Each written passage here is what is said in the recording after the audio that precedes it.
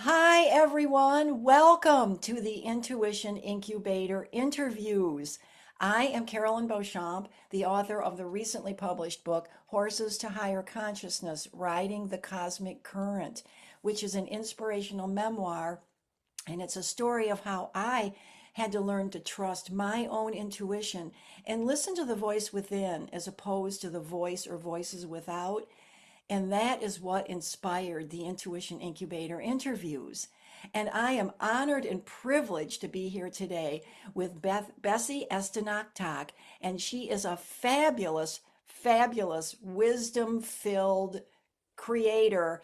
And she has a very impressive resume as well. So, um, Bessie is a spiritual mentor, a hypnotherapist, and a sacred death care guide. And Bessie had the opportunity to guide both her father first and then her mother through their transition. And this opened her to a wonderful transformational journey. And I'm really, really excited for her to share that with you today. She also recently suffered a cervical accident, but through that experience also, she learned, what do you call it, Bessie? A A life quake. a life quake, and I love that. So, without further ado, Bessie, let's have you share your magnificent story with our audience. But before we do start, I just want to start with you. So, what was happening in your life when your healing or transformational journey really began? It feels like, well, first of all, Carolyn, thank you so much for having me. I'm just really honored for this interview. Thank you so much. But I want to share that it really feels like this all began at a young age. I was very I could feel energy. I could feel the emotions and energy around me. Um, Really much of an empath there. It was a process, but I had to learn how to be able to manage my empathic abilities, but very intuitive also because I could feel spirits, I could see spirits at a young age, but I was afraid. It was something that just really for me like what's going on here. But as I got older, Um, I was curious, very, very curious about what that was all about. And so I just started probably more in my 20s. I started really delving into life after death, not and really trying to understand that. And so really my journey being intuitive started at a very young age. And it wasn't until my later years that I learned how to be able to hone in on it more to really trust. It's still a work in progress, but still to really be able to trust my intuition, but also to trust that I have guides that are guiding me. And that's why I have the angel wings. I have Mother Mary. I truly feel that we have guides on the other side. We just don't have people here in our physical life. We have our angels and guides, and I know that my mother is one of them, that really support us on the other side. And it just feels so, I think, very soothing, but also comforting to know that. And I'll share a little bit more about that. But my first life quake, as I love to call it, we Ah, can say transition, right? We can also call it portals of awakening. But my first portal of awakening was my father. Now, we didn't have the best relationship growing up. He was very distant. I couldn't understand it then. But he was abused as a young child, and he would tell me some certain things about that. And for myself, I really felt like my father was not available. I didn't feel loved, all those stories. But as I actually got older and understood that I'm here to learn and grow, my soul has come into this life to learn about myself.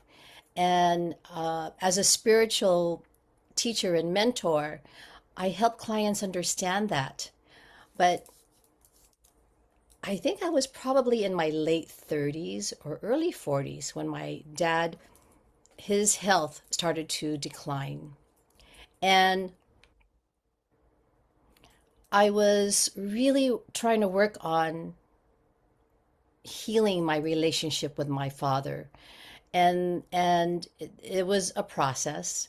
But when his health was declining, my soul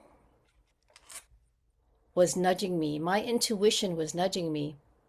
Now, Bessie, do you want to have any regrets that you haven't been able to just forgive your father? Because you know that he had a hard life and he just didn't know how to love. So, how about if you can choose to love yourself and have compassion for your father? And so it was actually a very slow progress.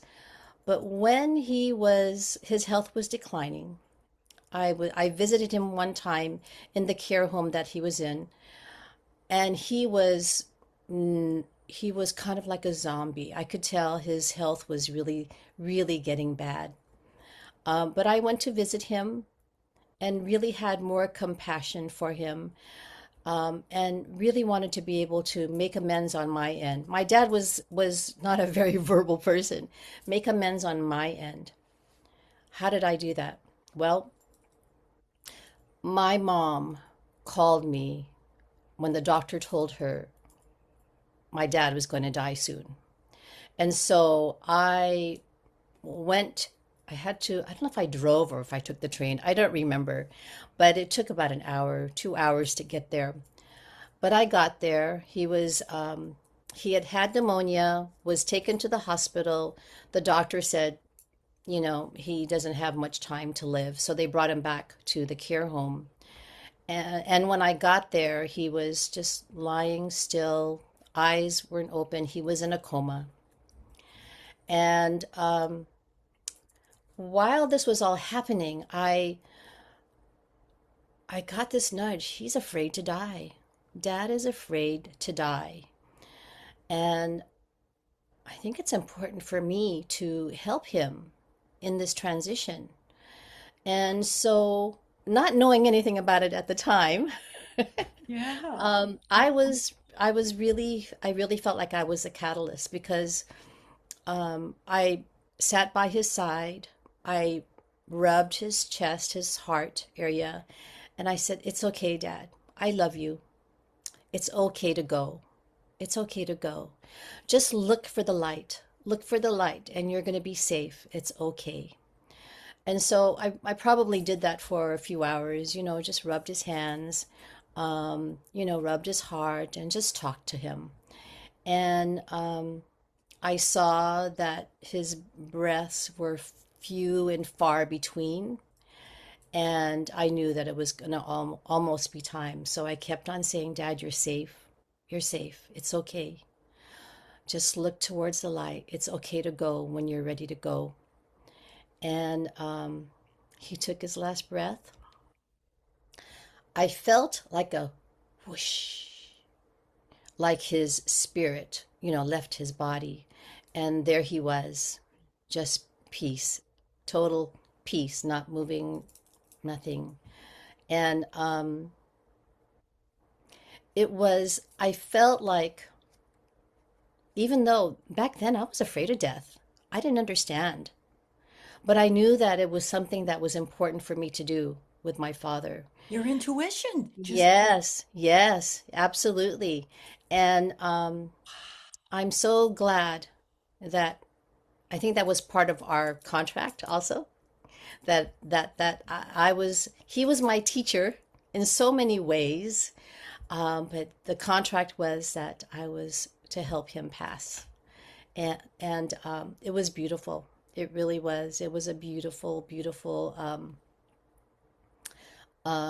just time with him, and that really helped me to know that rather than looking at him as my father, of course he's my father, but looking at his soul and what did his soul need.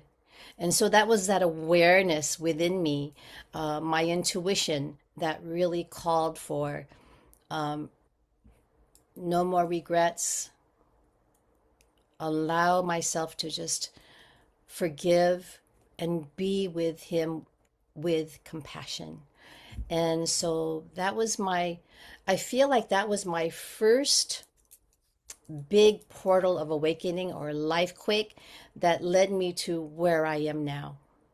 And my dad doesn't come to me that often. My mom does more, but a few days after he passed away, I was sitting on in the bedroom on my mattress, and my back was towards the door.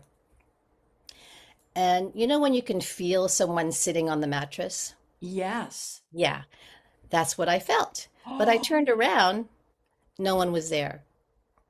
And but it was my dad, and he came to visit me to thank me. Yeah, yeah, yeah. So yeah, that was definitely my first, very, very first initiation into death and dying. And that was that before you started your studies into your what you eventually became, a Yes, hypnotherapist, and obviously before the death and dying coach, but that was your that was your training that led you, right? yes, yes, yeah, yeah, yeah. And so then um, I was inspired to go back for my master's because at the time, I just had my bachelor's and I went to go back to get my master's probably at 50, I think it was. And I interned at hospice. Well, and your Yeah. master's in what? What were you getting your master's Master's in? in counseling psychology. Oh, okay. Yeah, Okay. yeah. So I didn't even talk about, I used to be a therapist. You were a psychotherapist? Marriage and family therapist. Yeah, psychotherapist. Yes, Oh, see, I didn't yes. even know that. Yeah, yeah, for 20 years. Yep. Oh my goodness. Yeah, yeah. So it was really, I learned so much about being present for clients who were really having a hard time in their life. And I feel so blessed that I was able to touch the lives of clients to have them have more peace in their life. But what was missing was the spiritual piece. Yes. And so that's when and I actually started taking courses in hypnotherapy, but also courses as a medium, as an intuitive. I felt like there was so much information that wanted to be downloaded and understood. Your And intuition again? yeah, my intuition again. Yeah, my intuition again. And all of those courses that I took really, really helped me to understand that we are here as human beings to have our spiritual or our intuitive experiences so that we can learn to have inner peace and calm and know that whatever has happened in our lives, our stories, are mirrors for us to learn about ourselves. So my dad was my mirror. Yes. Yeah. That's so Yeah. beautiful. Yeah. Yeah. And Yeah. then, so then you went back and got your master's Mm-hmm. in psychology, right? But Mm-hmm. you were Mm-hmm. still doing your family counseling at the Yes. time. But Mm-hmm. then Mm-hmm. when did you start getting more interested in the death and dying? Was that before your experience with your mother, or did the mother experience deepen it and then take you to? The mother experience deepen it because then this is very interesting. I became a bereavement um, group facilitator. I went to the hospice. I saw hospice clients, but there was still the curiosity yet fear, like what happens to the physical body? Because I think I watched too many movies growing up. Maybe it was the Catholic religion, you know. Um, there were a lot of stories culturally that I think I need. Programming. Yeah, yes, yes, that I needed to just really weed away. And so the hospice experience was good, but I still wasn't ready yet. Oh, interesting. Well, Yeah. tell us a little bit about that. What was it? What do you feel was the resistance when you were with the hospice patients that were dying? Did you experience their transitions? I did not. I did not. See, what was interesting to me was I was able to help my dad, but Uh-huh. he was my dad. Yeah. Yeah. Yeah, different at the time. And I didn't experience any hospice patients dying, but I was there to visit them, have conversations with them. The bereavement group were mostly women that had lost their husband. And Oh, at the okay. time, as an empath, I wasn't quite ready for that energy. I didn't know how to hold the boundary of the grief that they were experiencing, the loss that they were experiencing, but also for me, how could I be more comfortable with other people who are strangers who die, Yes. right? And Yes. so that was an interesting part for me. It And was I'll like a share, transition, right? it was a transition. Yes, Yeah. yes. And Okay. And you'll yeah. share what I didn't mean to interrupt. No, no, no, it's okay. It was, but see, I've always been curious. I've always been curious about who God is. Now I know God is source, creator, the divine. When I was growing up, for me, God was, because I grew up in Catholic school, God is, how Me could too. God be somewhere up there, right? Yeah. I mean, in the books, you see this God that's looking down at you, and it's like, oh no, if I have a mortal sin, oh no, do I go to hell? I mean, the whole thing. The So programming. yeah, all the programming. So I had to just really weed away all that, so I can really understand Bessie, Yes. who Bessie was, and so um, I look at all of my experiences as curiosity, learning and growing and wanting to know more. So, my second life quake Uh, was my mother. My mother came to live with us. We were living in Hawaii at the time, and she came to live with us when she was 77. Yeah, yeah, 77. And oh my gosh, she was just so happy to be in Hawaii. Can you imagine? where did she Um, come from? Where had she California, lived? California. She was living, actually, she was living in California, lived in Maui for a while with my uncle, and then um, her health was declining a little bit, so she needed more support and more help. And so my husband, who's just a gem, said, "Yeah, let mom come over. We'll help her and watch over her." But her first few years when she was living here, oh my God, as a Sag, she would take the bus, go all around the island. She joined the Korean club. She Joined exercise classes, swim class. She was just like a Sag, a true Sag, just exploring like me. Yeah. Are you a Sag too? I am, yes, Oh, yes. okay. And so I loved it. My heart was just so, so happy that she was with us and that she could experience a beautiful island. And so, I love that for her.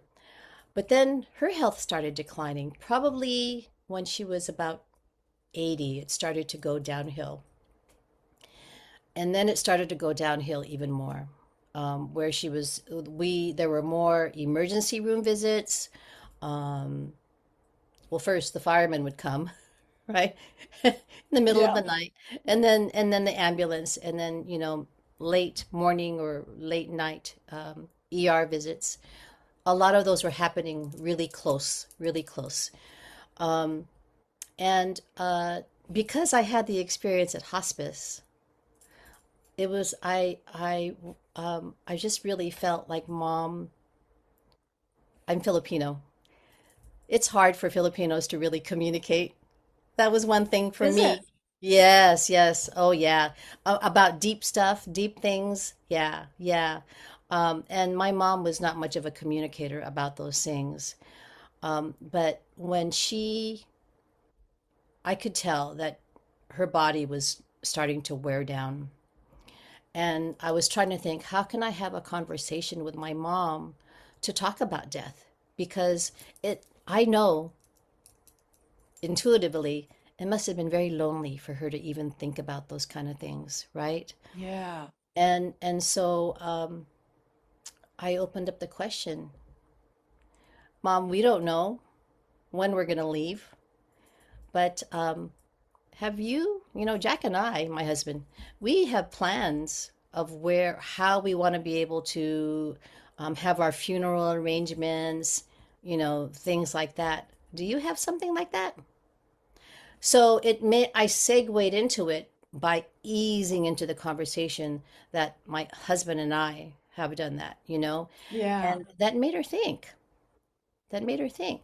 And so what happened was she took ownership. She called someone from the mortuary, had this woman come over. She chose her urn. She chose the flowers that she wanted. She chose the music that she wanted. She did it Wow. all. Yeah, yeah. And then I think that just helped for her to feel more at ease about death and preparing for death. Hmm. And so then she said to me, I'm tired of taking my medicine. Oh. I'm tired of taking my medicine. But I'm afraid to die, Bess. That's what she said to me. Oh, so she opened the door for you. Yeah, yeah, yeah. Oh, that was so sweet. Yeah, And I'm yeah. sure you walked right through it. I know. I did. Tell us Because about that.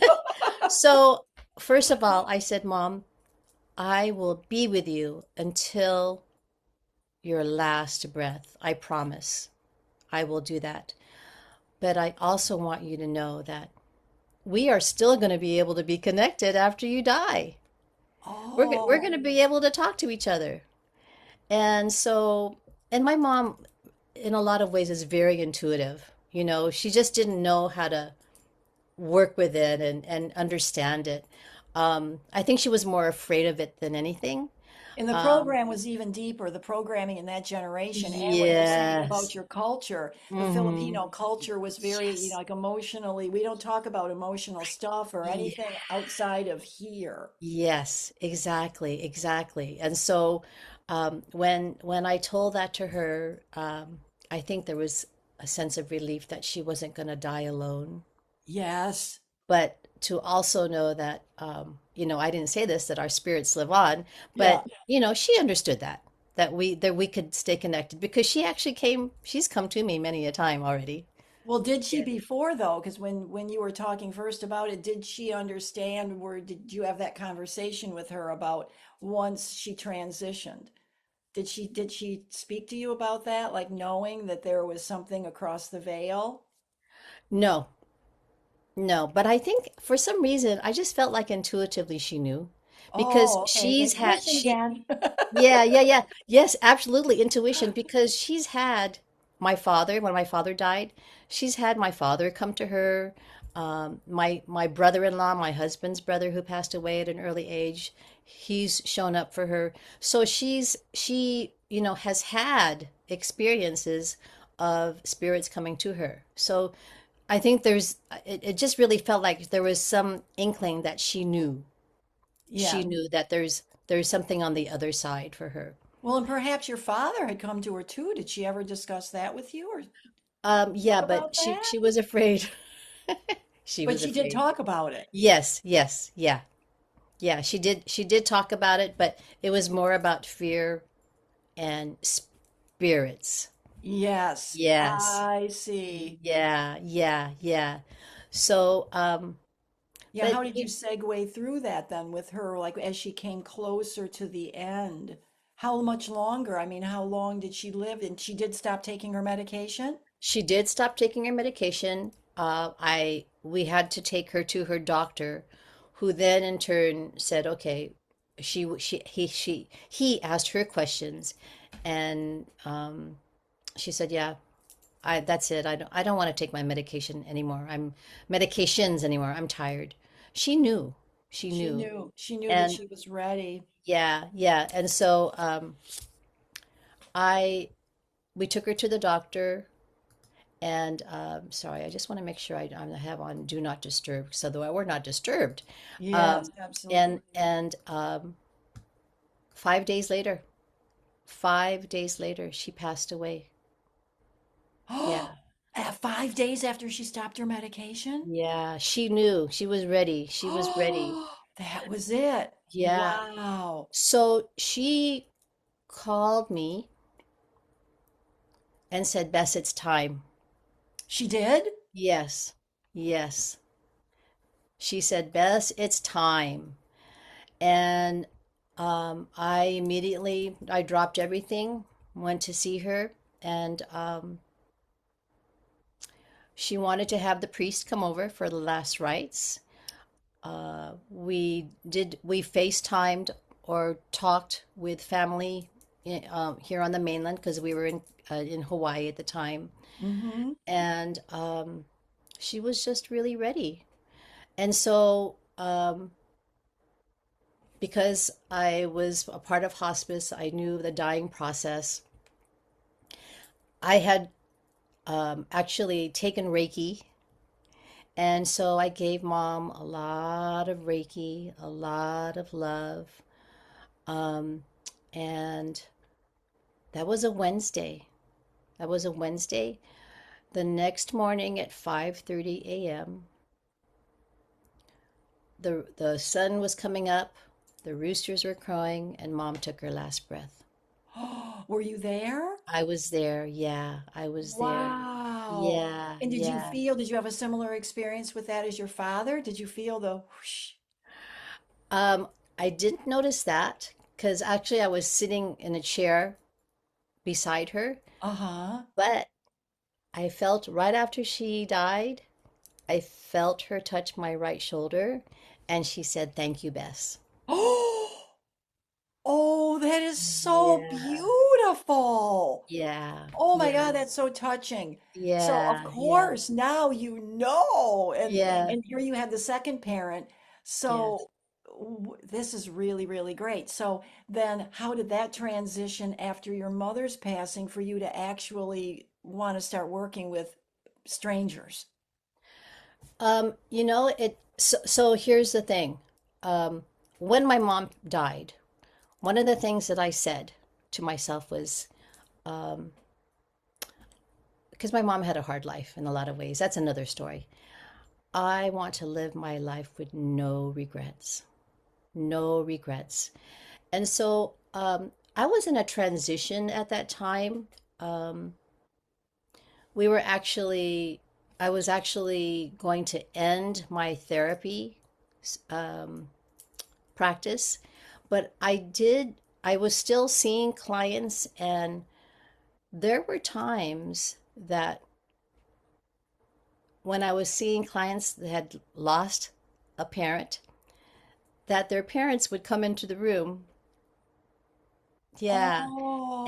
and would say something to me to share with them. Now, of course, it was so interesting, like I could feel those things. But I think what made it really cool was that I was able to frame it in a way that they could understand it. And when I would share, like, what if your mom would say, whatever she Right. shared with me, tears would come down, their eyes because they were so touched. And so it was like, wow, it's really time to really focus on this. Now, when you ask me about working with a death and dying, I didn't do a lot of that because there was a lot of transition that I was doing for myself. I had taken hypnotherapy probably towards the end of me having my practice. And hypnotherapy just changed the lives of so many people. Just really, and you know this, I know. tuning into the subconscious mind about those old stories and programs. Yes. It was like, it was amazing just to see. I was losing clients. I know. I know. I have people say to me, "How can you stay in business? You get things done so quickly." And I say, Yeah, It's my job to get you yeah, in and out as quickly as yeah. possible, and I leave the rest to God." Yes, exactly, exactly. Yeah. But I think it was 2017. My mom passed 2012, so it was 5 years. And I was really on transition, um, Carolyn. We moved back to California in 2020 during the pandemic. Oh, wow, you moved during? Wow, Yes, yes. that must have been a difficult Oh, transition. yeah. That was a life quake for sure. But the major ones, as far as intuition and really understanding who Bessie was really a big one for me, and how I can really bring my work out into the world. And so that was still, I was still wondering and still going through this transition. Um, but when we moved here to California, um, I really wanted to understand, how can I live this life at 73? I'm 73 years old, still be able to contribute to the world, but also I'm living close to my daughter and my two grandkids. My son's in New Mexico, so I have four grandchildren there. So I really want to be able to have this life where I can have clients, but and still be able to spend time with my family, because this is a time in my life where I really want to do that. Yes, of course. Yeah, yeah. But what I realize now, because what I did this past year, oh no, 2025, last year, That's right. I took a sacred death care guide training. Oh, And wonderful. that's where everything has really kind of melded together. Um, Being a sacred death care guide is helping the individual who is dying to not feel alone, have someone to be able to have conversations with about their impending death, and coming from a very spiritual aspect, how to be able to look at our soul as infinite beings, Hmm. helping the family also to not be afraid about death, and to help their loved one who is dying, right? Yeah. Come together and just help them feel like they're so loved. We can have conversations. We can have rituals to remember why they're so loved. I mean, all these things. So, as a spiritual mentor and a sacred death care guide, along with the hypnotherapist, my reach is really wanting to be able to help, first of all, my family have a legacy to not be afraid about death. Yes. Yeah, that's so You important because it's so hard. I mean, we don't talk much about death, do we? Well, no, I was just going to ask you that question, what's really the truth about transformation and why? Why do you feel that is that we're not able to talk about it? That, right? The transformation from physical to spiritual. We all do it. We all go Right. there. Why is it such a big secret? Exactly, exactly. As we live and are born, we're gonna die one day. Yeah. So for me, as a spiritual mentor, how can you live that dash in between Yes. with more peace, more compassion, more love? That's really um, my goal, my goal. And to know that when we can really, because with my father, I was more present with him. I had more compassion with him. That was a huge one in my dash in between. Yeah. And I didn't have any regrets. I don't hold any grudges about how my dad raised me. I learned from him. Yeah. Well, exactly. My mom taught me about death and about having conversations about death, about having this love and compassion, to know that I was able to help her through this next phase of her life, this threshold. And I did it with courage and with strength to help her transition. And so those dashes in between. There's that dash, right? We were born, there's that hyphen, and then Yeah. there's the year that we die. It's so important to remember that dash in between, following our intuition. What is our soul's nudge? What is our soul asking us to say or to do with more loving kindness towards ourselves and others? Yes. So key, and that's what I think spiritual living is. Well, Be- absolutely. But the yeah. transition part of it, it's just like it's so taboo. It's like, like I said, what part of that transformation, that trajectory of the transition from physical to spiritual, what part of that do we not talk about enough? Like what you've been saying is beautiful, everything you experienced. So my question is, how do you help those people that you're working with that are in bereavement or that are, caring for elderly relatives who are, soon to transition?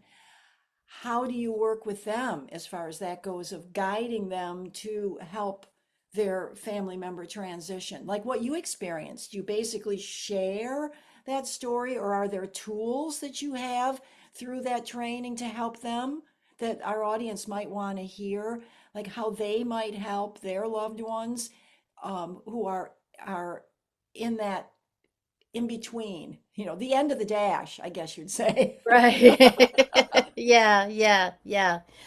Well, okay. So let's kind of like talk about the family. Let's talk about the family first. It's so important to make sure that it's not their agenda, but it's the dying person's agenda. Um, there's a lot of drama that could happen, right, with family members, but it's really how can you come together to understand. And some people don't understand that we are spiritual beings, right? And um, we live on. But I'm a storyteller, so I like to be able to talk about where we are on, as living beings and where we go when we leave this earth. And I tell stories about that. And just to make it more palatable, Mm-hmm. I think is really important. Make it kind of relatable. Mm-hmm. So I gather the family together and we I do storytelling, but I also meet them where they are at. Yeah. Maybe that I have to maybe meet with one of the family members or two of the family members about how to be able to come together for their dying family member. Um, One ritual that I really love is gathering all the family members with their loved one and have conversations about, gosh, the what I really, how you really touched my life is. And then everybody goes around in a circle to share. Now, can you imagine what that feels like for the family member who's dying? I mean, Yes, yeah, that their life yeah, mattered their life, yes, yes, and that they yes, remember their right, children or their partner, their wife or husband remembers. yes, yeah, yeah. Wow. So, things like that, to be able to bring the family together with the loved one, is really important, and it helps to help the family member who's dying feel like they're not alone, that they've mattered, and that they their life has been just they've touched someone's life, huge. That's really huge, That right? is huge. Yeah, That's a yeah, great tip. If yeah, everybody who's listening, if you have a loved one who's, elderly and, you have this information so that when that time comes, that you could employ that. That's a great, great exercise, a great yeah, tip, a great offering to your yes, loved ones. yeah, And yeah. and so what else? What other things would you like recommend for people? Um, and maybe even before that, what about like in the interim? Like maybe they're not ready to transition right then, but to help to start talking openly about death and dying, before it's at the very end kind of thing. Is there a time Right. frame you do that? It's all on their time frame. Yeah. When they want to be able to just connect with me and be able to have a conversation with me. So, um, and this is first of all, it's hard to even approach this for some people.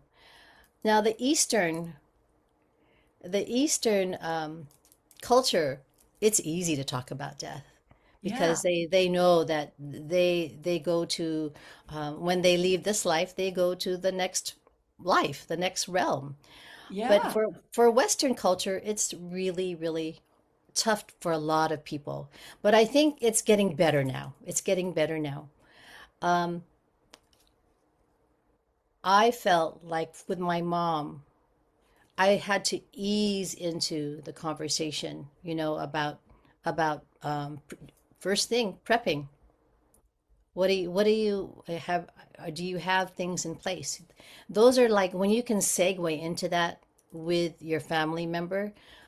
It's a way to be able to open up the questions. Or so the doctor has said that you have about 3 months to live. What are your thoughts about that? How are you feeling about that? It opens up the conversation. Ah, very good. And even what you said before, it's true. It opens up the conversation when you're just talking about the funeral arrangements, because that's the reality, the logical reality. Yes. Hmm. Yes, yes, yeah, yeah, So both of those are great. yeah, yeah. And my really, along with being a spiritual mentor for those that are really wanting to live that dash in between with more peace, Uh-huh. a lot of it is learning to be able to be compassionate with yourself and others, right? Yes. When you can do that, you're not going to have any regrets when you're about to die. That's right. Yeah. Oh, that's a really good point. There's Yes. much calmer when you know you lived your life, in a way that honored yourself and others. You feel Yes. complete, right? Yes. Yes. Absolutely. Absolutely. Yes. And that's why I do this work. That's what spiritual living is all about. That's such a great point, Bessie, because it's not just about, oh, well, at the very end, just do this. It's like, no, this is how we live our whole life, a dash in Yes. between, so that when we Yes. do get there, then we get there with a calm certainty that we've fulfilled what we needed to Yes. fulfill. Yes. Absolutely. And my mom was my inspiration for that because I said to myself, I'm going to live this life with no regrets. And that's how every day I create that intention of how I want to feel, how am I going to speak to myself and to others, how can I be an inspiration. Um, all those things are just so important for me in this life. And yeah, and if I can, I wanted to segue into this. Uh-huh. Is that okay? Is Oh, that okay? anything's Okay, okay. You okay, say whatever's on your heart, woman. okay. Okay. So this one happened really just recently. November 7th, 2025 at 12:30. I remember distinctly. I was going to pick up my granddaughter at her preschool, and I wasn't in the moment. I was stepping up to go open the door, and my foot did not clear the step. It hit right here. So I tripped. I hit my head on the door because it on the door frame it was metal. It was a glass. There was glass, and there's that inset for the window to sit in. It was metal. Yes. I Yes. hit I hit my head, um, lacerated my head, and then I fractured my C1 and my T4. My T4 is healed. My C1 is healing. But I live on the Central Coast, and I've never had anything. This was like just crazy. Like, what happened? The ambulance took me to the ER in a town on the Central Coast. They took an MRI, and I was really afraid of what was going on. But I was in the MRI room. I felt someone touch my left leg, and I knew it wasn't the technician. It was my mom. Oh, And she says, Bess, you're going to be okay. You're going to be okay, Bess. Yeah, yeah. And so that gave me some sense of relief, right? But I was yeah. still going through the motions. Then I was told, we need to fly you to San Francisco. What? Yeah, because the neurosurgeons didn't know, they don't have the facilities here. If I needed surgery, I needed to go to either Palo Alto, Stanford, or to UCSF in San Francisco. Well, UCSF had a bed for me. So I took this little itty bitty plane. They wheeled me in, and I'm so grateful for the EMTs and the doctors and the nurses. That was a community of people who just do work, and I felt so safe, right? Even though Yeah. everything was going, I was bleed. I mean, everything. But I was in this little itty bitty plane, and I'm going, okay, God, I'm already injured, so just get us there. I put a white light around the itty bitty plane, but the EMTs were just wonderful. Got to San Francisco, UCSF. I was in two ERs, 12 hours each. I was not admitted, but the neurosurgeons in UCSF, after, I got there at 12 midnight or 2:30 or something. They looked at my MRI results from Central Coast Hospital, and they said, you don't need surgery, thank God, Yes. but we need you to wear this neck brace for 2 months, 6 to 8 weeks. The neurosurgeon here in Central Coast said 3 months. So I've been in this for almost 2.5 months now. This was, I think, the biggest life quake for me at 70. I was 72 then, 73 in December. Yeah. I have learned that this is definitely a wake-up call for me to even speak more, open up my throat chakra. Oh, yes. Yes. Um, but also to know that my I was able to take care of my body and the trauma that I experienced. I had to do my own work for this because it was very traumatic. My body didn't feel safe.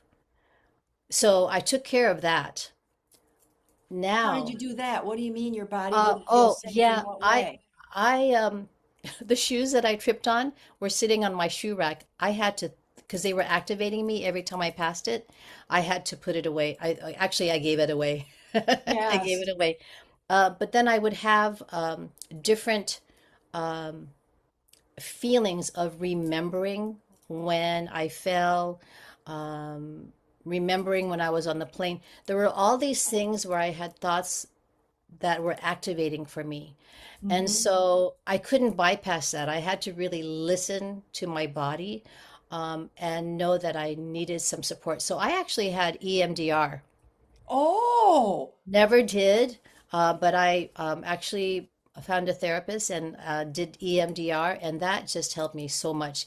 Now I feel much more safe in my body, hmm, and I am. It's interesting because I feel like a cocoon in this. Can you imagine? yes. I was a little caterpillar, right? Uh-huh. And then all of a sudden I'm in this brace and it feels like a cocoon where all of some of the programs are really melding away, I'm noticing.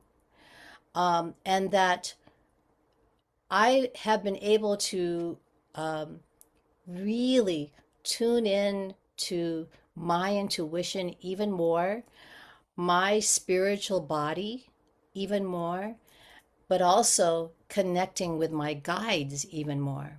Really? Yes, that has so because if you think about it, this is the throat chakra here, Yes. the third eye, and the Uh-huh. crown chakra. Uh-huh. This was all affected. I got, you know, Yeah. and so there's all this rebuilding that's been happening spiritually for me, energetically for me. Yeah, yeah. And so I feel like 2026, which is a 1 year, Yes. The year is of the new. fire horse. Yes, yes. You're the fire horse, new beginnings. And once this neck brace comes off, I can even sense I'm this beautiful butterfly that's going to be flying and sharing more of my work because I didn't even share this. I had shoulder surgery last year too. Oh my goodness. So I've had to do a lot of rebuilding of my, not just my body, but my spiritual self, my energetic body. And so last year was a year of life quakes, portals of awakening, but I didn't let this define me like, oh, woe is me. Oh, I'm in this neck brace. Initially it was hard because try sleeping in this. Yeah, I I know. mean, it's this length in the back too. So I Oh, sleep. you have to just sleep right on your back, right? Yes, yes, yep, yeah. Because you can't turn over. No, it's hard. It's hard to turn over. Yeah, yeah. But I've been giving myself Reiki. I've been just really visualizing my C1 healing. I do a lot of hypnosis on myself, and I just really see and feel myself Once I'm out of this neck brace and I've in the soft neck brace, but I can see myself turning my head, speaking my truth, and just everything. I'm just really excited for this next phase of my life. But it was a life quake. It was a life quake, but what's wonderful about it is you're looking at it in the period of time you're going through it as a gift that you Yes, know it happened for a reason, and you know that once you come out of it, you're going to appreciate it even more and yes, appreciate using that throat chakra and yes. expressing. Speaking of which, that time is coming, so why don't you share because the time is coming that this thing is coming off, Oh my sister. gosh, so fast, sister. Well, I mean, this is coming off pretty soon, so you're going to be able to share this wisdom with our audience. So let's find out Yes. where they can reach you so that they can, when you have this off and you are this brand new, uh, I guess super improved version, I love it. where can they find you? Yeah. Okay. So I will put in the group my, or I can send it to you. I have a chakra assessment or a chakra quiz. And think Okay. of the chakras as like these energy vortexes in our body, Uh-huh. and they're energetic vortices. So, for example, I mean, I've had to really use my throat chakra a lot in my life with how I speak to myself, but how do I speak to others? Um, I've been working a lot on my throat chakra for this time around, but I'll bet. the chakra assessment, it's an easy quiz, 5 minutes. It'll ask you different questions about each chakra and how you're walking in this life. And at the end of the quiz, it'll give you um, a framework of where maybe your chakras need some support. Oh, that's beautiful. Yeah, and I so love that. after they take the chakra quiz, I have a free in connection call with me. And I can go over the results with you, and I can give you some tips on how to be able to balance or strengthen the chakras, and it's all free. And if you put in the Intuition Incubator, if this is works, to just put the word chakra Uh-huh. in the group, would that work? Well, it can work because if you see it, well, then you can send it to them. You can DM them and send it to them. Yes. But Yeah. yeah, then you could DM them and send it to them. That would be Okay. great. Okay. Okay. And Or is there another way that they can get it from you if they they email can go you to or yeah, they can go to my website because they can go?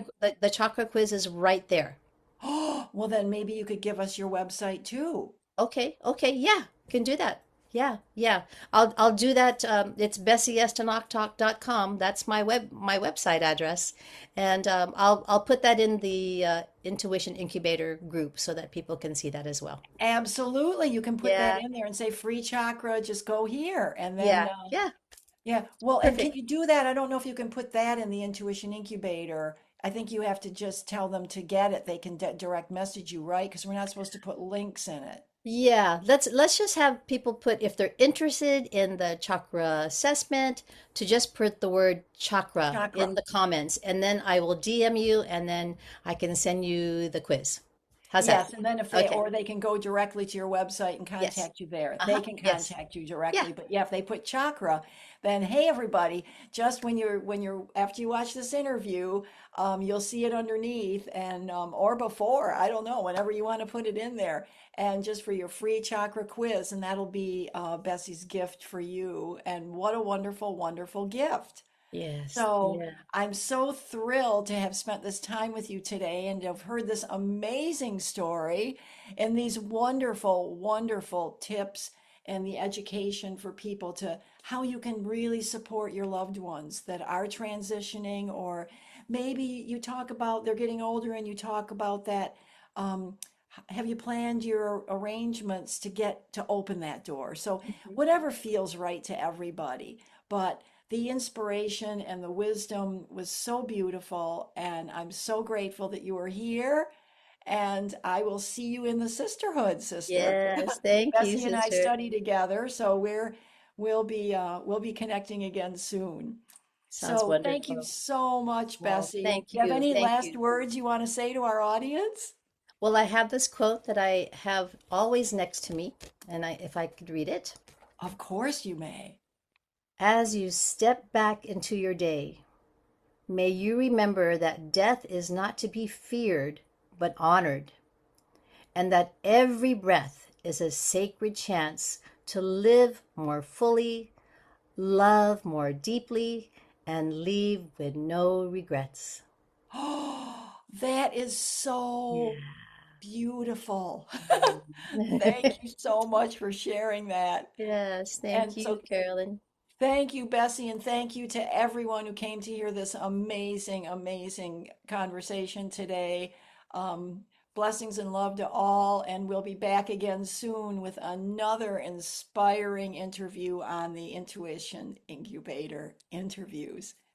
Bye, everybody. Bye, everyone. Thank you, Carolyn. Thank you, Bessie.